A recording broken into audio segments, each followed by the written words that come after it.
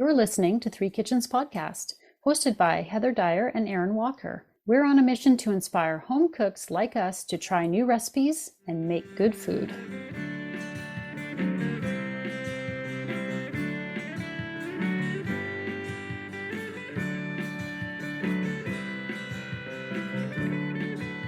All right, welcome everyone. We're back with another episode in season 4, Woo! Three Kitchens Podcast. I am Heather, here with Aaron. Very excited. Very excited.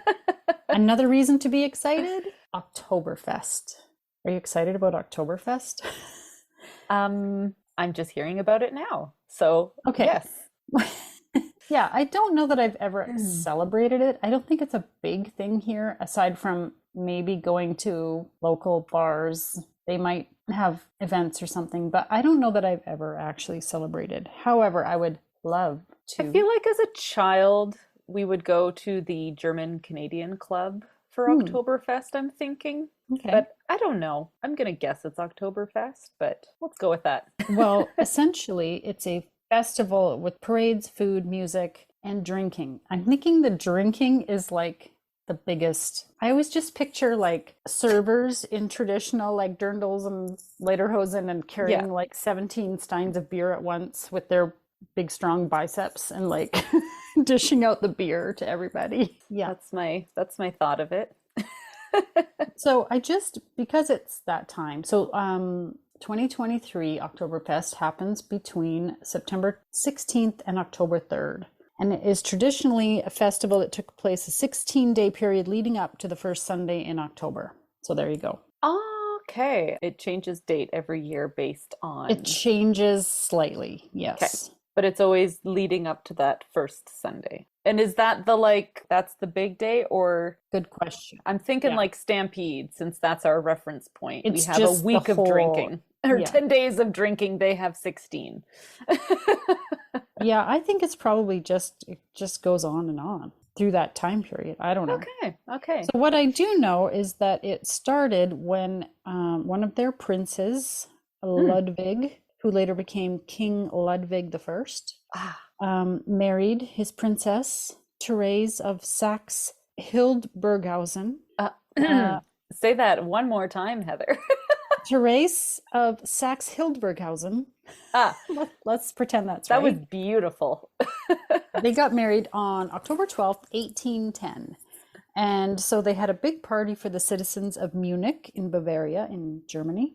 Okay. And that started the tradition. So then somebody had the idea that we'll do this every year. And over time, I think things have changed. They used to do horse races. Maybe now they just mostly have beer gardens and big, long picnic tables. Yeah. Yes. Wouldn't you love to go sometime? I'm surprised that Oktoberfest happens in September. Yeah. For the majority of it. That's one thing that I was not aware of. Okay. Well, locally, they don't call it Oktoberfest. They call it Weissen, which I'm probably pronouncing wrong, but I didn't look up how to pronounce that. We didn't Google that one. Which I think means fairgrounds. So it's basically like the fair. Okay. Yeah. So there you go. And we're going to take advantage of the fact that there is this big festival happening in the world. And I'm going to make a German recipe. I'm here for it. I just had to stop and remember how we learned to pronounce it.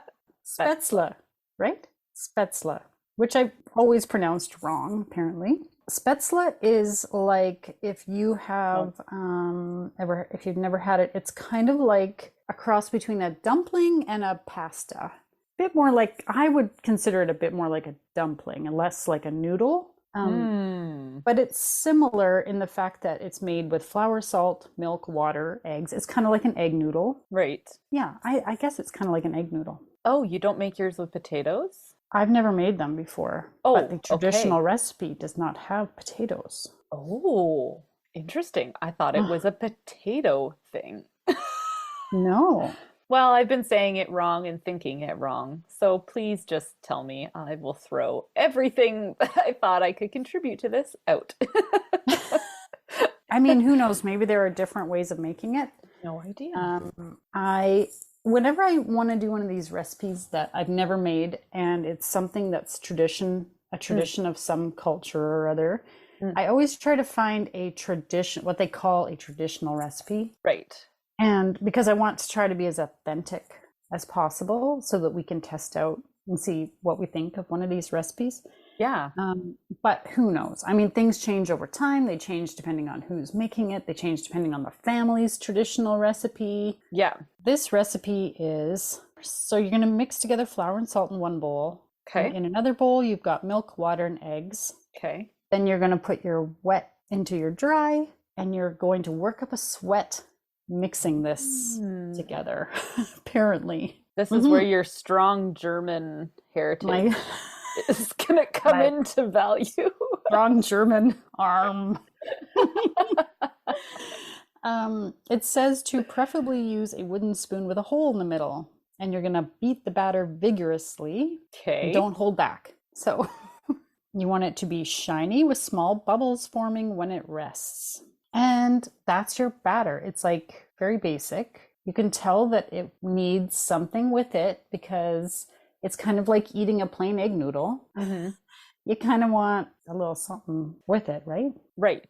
So in the second part of this episode, I'll get into how you form your Spätzle and cook it.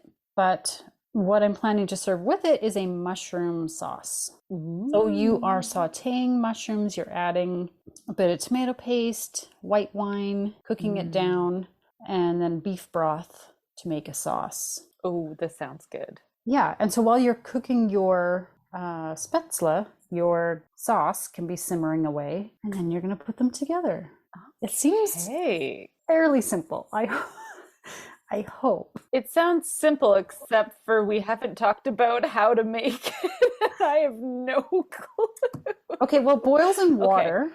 Yeah, okay. It's just a bit of kind of hard to describe the way I'm reading the process of cooking it. So I think it'll be easier to explain once I've done it. Yeah. If we've never done this before, it's probably best to test it out before we make assumptions. Just like we assumed about the recipe and the name pronunciation. We're going to come back with some solid facts. Exactly. Yeah. I think based on, I'm looking at pictures, I'm going to go find some video. Okay. And because based on like photos and the brief description in the recipe, I'm not exactly sure how to tell you how to make Spätzle. Do you need a ricer? Potato ricer? Oh. No. Hey, just hang on for the second part. And if I'm successful at making these, then I'll be able to tell you. I'm not trying to be cagey here. It's just, I think it's going to be difficult to explain when I haven't done it. Mm-hmm. So I'm going to do it first. We're going to eat them and see if we like them. And then I'll be able to tell you what I did. I am 100% full of curiosity now. I have no idea what to expect. Anything that I have had or made in the past has flown out the window. I am going to learn fresh. It's flown out the window because you were pronouncing it wrong and you thought it had potato in it. Yeah. And when I made it, it had a ricer. Oh, but wouldn't it make it tiny little bits? A ricer? Yeah, it was a tiny bits that boiled in water. You like pressed it and cut it and boiled it, and okay. I have no idea now. I don't know what I'm talking about. Just forget. I just don't even listen to what's going on from over here, because my impression is completely different, I think, than what I'm going to end up with. Well, my German granny was a big fan of the potato ricer. We always had riced everything, riced potatoes, right? So who knows? I don't honestly remember her making Spätzle, but she may have. And maybe I've just forgotten now. My childhood was a long time ago. I may have forgotten. But she definitely had a very well-used ricer in her kitchen. So you never know. Maybe that's one technique. I love how we're both from very German backgrounds, yet seem to be completely out to left field on this one. So, well, in my personal defense, I'm 5th generation Canadian. So my German ancestors have been Canadians. Like the memory doesn't go back. Yeah. All the way probably to some traditions continue, but some things change along the way, right? Absolutely. Oh, this is going to be so much fun to learn something. yet again. Let's hope I can figure it out and tell everyone how to make it. We've already learned something new. We have. You're welcome. Okay, so we are in the middle of fall. It's comfort food season. So we've got some fun episodes coming up with comforting fall recipes. Like, I am making a delicious warm hummus dip and a bread that you can either make on your stovetop or over the fire. This is a delicious snack to enjoy with friends or family over the holidays. Did I mention it's warm and cozy? Sweater weather food. Oh, it's sweater weather food. What are you doing, Heather? Well, I've got a savory pumpkin recipe that's coming up, and we have a couple of really fun guests that we're chatting with. Yeah, I think we've got some great people sort of in the works that we're lining up to talk about some different cultures and different food cooking methods that we've never tried or done before. So I'm personally really excited about it. And we've got some good stuff for holidays. Yeah, as we get into holiday season and we think about gathering with family and friends. We have some really good content leading up to Christmas. So stay tuned. Make sure you're subscribed. Give us some stars and maybe a review while you're in there. That would be really awesome. Thank you so much for joining us this far, and tell your friends and keep listening as we go forward in fall. That's right. Schnitzel and Spätzle. Jägerspätzle. Mit Schnitzel or Jägerschnitzel. The Jäger refers to the mushroom gravy. And I'm told, or I read, that Jäger means hunter, which sort of makes sense to me. If you're a hunter and you're out in the woods, in the old, what do they call the forest there? Black forest?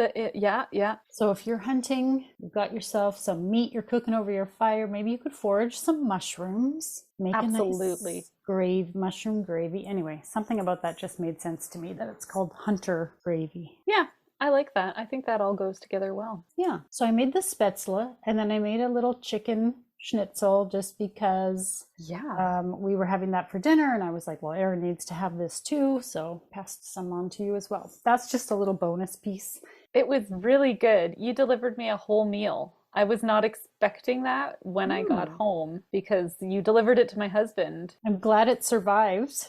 Because he was like, oh, is this like a whole meal? He's like, oh, there's lots in here. Like, and it's still warm. Can I just, and I was like, don't eat it. Please don't eat it. Heather told me I can't eat what she dropped off.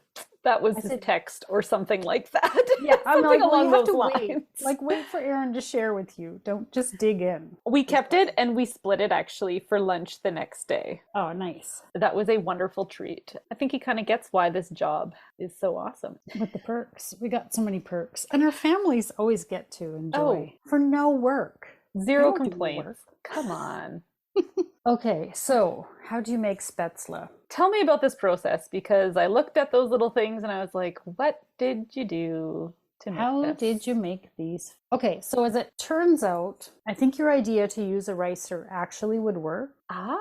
Because there are such modern tools as a Spätzle maker, Spätzle tool. I don't know what you call it exactly, but it looks like a flat cheese grater. You know the kind. Okay. It sits flat with kind of the bigger holes. And then there's sort of like a little cup that's attached to the top, and you put your batter into it and you slide it back and forth across, and it goes through the little holes and falls into the water to boil. Right. Obviously, I do not have such a thing, and I'm not going to go out and try and buy one just for this. No. But I can see how it would really speed up the process.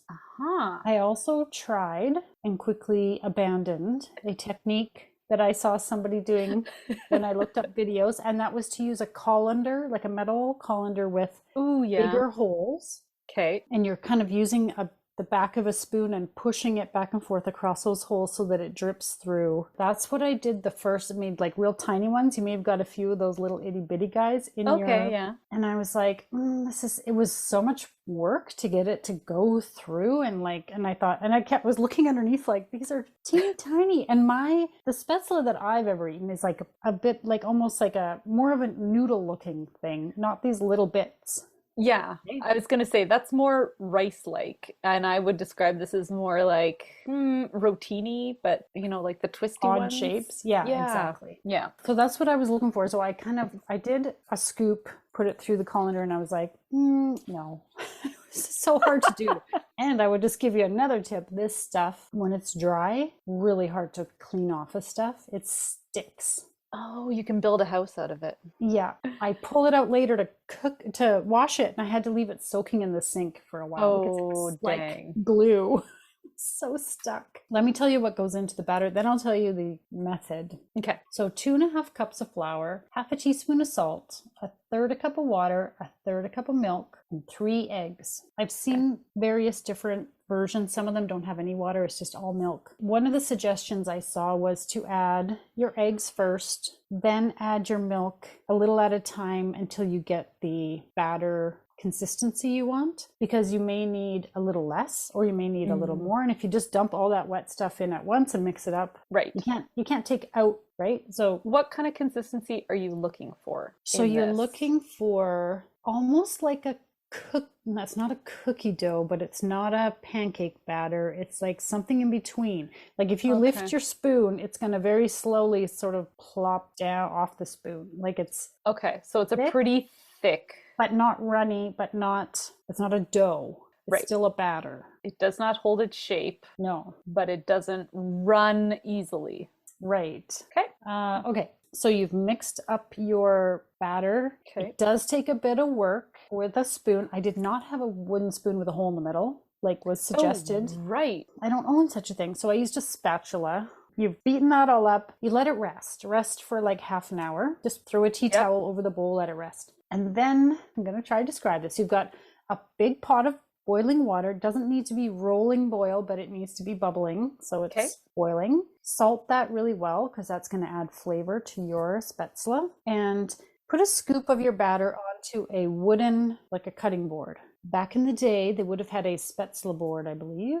Special board for us, which is smaller. I had my fairly big cutting board and I had to hold it up there against the pot. So you're kind of perching it on the edge of your pot. Okay. And you've got a scoop of batter, and then you use a fairly long knife, like a bread knife, dip it into the water to get it hot, and then you're going to kind of scoop a bit of batter towards the pot and smooth it out so you've got kind of a thin layer. And then with the edge of the knife, you're just sort of pushing it off the edge of the board into the water. Okay, I can picture this now. Yeah, you're sort of taking it from the batter, the pile. Right, and so the length of your batter is the length of your spätzle as it comes off and falls into the water and it cooks up. So I had like a large serving spoon, and I just took a scoop like that and put it on my board, and then I used a knife to smooth it out, scoop off a little bit. The challenge with it is that it cooks super fast. It's like a gnocchi where it's as soon as it's done, it pops up. It's a floats. Yeah. And then you've got to get your slotted spoon or mesh spoon or whatever and scoop it out. Right. And so you can't, I couldn't get through like a whole spoon of batter in one pot, like in one go. Yeah. Maybe if you get really good at it. Also, it sticks to your knife, so you have to keep dipping it in the boiling water and kind of loosen up a little bit. And like, this sounds pretty technique heavy. It's a bit of a process, but you know what? Like, once I got into it, I found that it was actually quite easy, and it was a lot less work than trying to push it through a colander. So it's not really that bad once you kind of do it a few times and get the hang of it. You just have to keep putting the board down, scoop out your gnocchi, and then you've got next to it, you've got a skillet with butter. You're putting your spätzle right into a skillet with melted butter, and you fry it up just a little bit, and then it's done. So then from there, you're scooping it out into a bowl or whatever, and then you're back to your board at the pot. This sounds like the perfect two-person thing. Somebody on the board, another person with the scoop and the fry. That sounds like you would get this moving through quickly. Yeah, or it just takes you a while, that's all. And it's okay. I mean, I managed it. It was a bit, I mean, it took some time for sure. Yeah. But you can make it the day before or even 2 days ahead, because it keeps well if you just put it into a container or cover it in the fridge. It'll keep well for a couple of days, at least 2-3 days. And then you can just reheat it. So make it in advance. What I ended up doing was spending the entire afternoon in the kitchen. It was one of those days because I was making the spätzle. Then I made the mushroom gravy, which I'll get into in a minute. Then I made the schnitzel once it was like dinner time. And I was so tired by the end of all of it. Yeah. Okay, one other thing to keep in mind with the spätzle is that because if it takes takes you the amount of time it took me. Your water's going to boil down over time. You may need to top up that water and add a bit more salt and allow it to come to a boil again. I had to do that once or twice because my water evaporated as it was boiling all this time. That happens to me often too. And so I've learned now I put a kettle of water on so that the water is already almost boiling, so it doesn't take too much longer to bring it back up to temperature again. Oh, that's a good point. Good idea. Okay, for the gravy. We really liked the mushrooms in it. It was very mushroomy. So if you don't like mushrooms, I would say don't make this. Don't make this. But like if you like mushrooms, like it had a very, did you use different mushrooms or something? This is all about the mushroom. That's exactly what it is. It is, you've got 1/4 cup finely chopped onion, 2 cloves of minced garlic, 1 pound of button mushrooms sliced, okay, 1/2 teaspoon of dried thyme, salt and pepper, 1/2 tablespoon of tomato paste, and 1/4 cup of white wine or more broth if you don't have the white wine, but I highly recommend the white wine or cooking sherry if that's what you've got. 2 cups of beef broth, and then if you want to make it creamy, you could add heavy cream at the end, which I did not. So yeah, you're starting out with 1 pound of mushrooms. That's a lot of mushrooms. Yes. So I bought a pound of the white button mushrooms and 1 pound of the brown cremini mushrooms. When you got that many mushrooms, it takes a while to clean them. You know how you kind of like wipe them all off with a damp paper towel, clean the outside of them and get them all like, takes a long time. And it's so messy.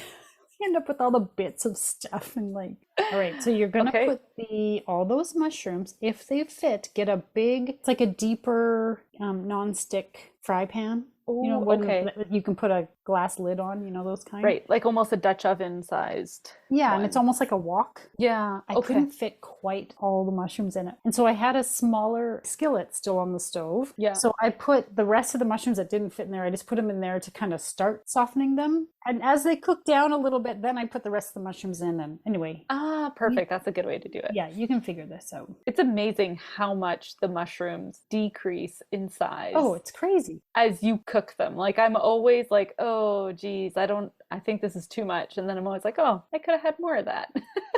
I mean, this does make quite a lot of gravy with a lot of mushrooms in it. It looks like a lot because it is a lot. So you've got melted butter in your pan, the onion, the garlic, and the mushrooms. And you cook those mushrooms down about 10 minutes until they're softened. Then you're going to reduce the heat to medium, put your seasoning and flour over top of the mushroom and stir that in. So that was dried thyme, salt and pepper, and flour. Stir in your tomato paste and the white wine. Scrape any bits if there's anything stuck in the pan. And then add your beef broth. Stir it, bring it to a boil, and then reduce to simmer and cook for about 15 minutes until you've got a thickened gravy. Okay. And I found that I needed to add a little more. I put just a little more flour and water in a little jar and shook it up and put that in. I used a little bit more. And then you can finish with cream if that's what you're using. I did not. Yeah, I don't think you need it, but that's optional. Yeah. Okay, and then if you've never made a schnitzel, schnitzel is a breaded and fried, very thin piece of meat. Traditional, you may have heard of a Wiener Schnitzel, which is veal. You could also make it with pork. I made this with chicken because I had chicken breasts. Yeah, so put it in seasoned flour, then egg, then breadcrumbs. And I happened to have Italian seasoned breadcrumbs.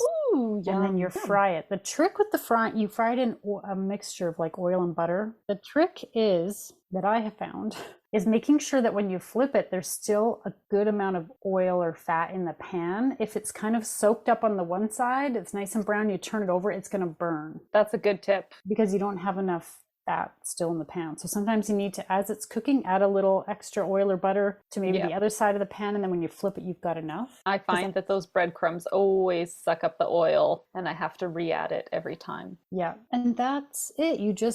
It doesn't take long because if your meat's super thin, just cook it until it's nice and brown and crispy, and you're good to go. And then you put your mushroom gravy over everything. I like making that because it's a quick way to cook up the meat. If you need to throw together a meal quickly, if you've got these things ready to go, it is so fast. And you can make it go a little farther. If you only have 2 pork chops back in the freezer, but you've got 4 of you can make schnitzel because you've pounded it flat. Exactly. And you don't feel like you're missing out on half the pork chop.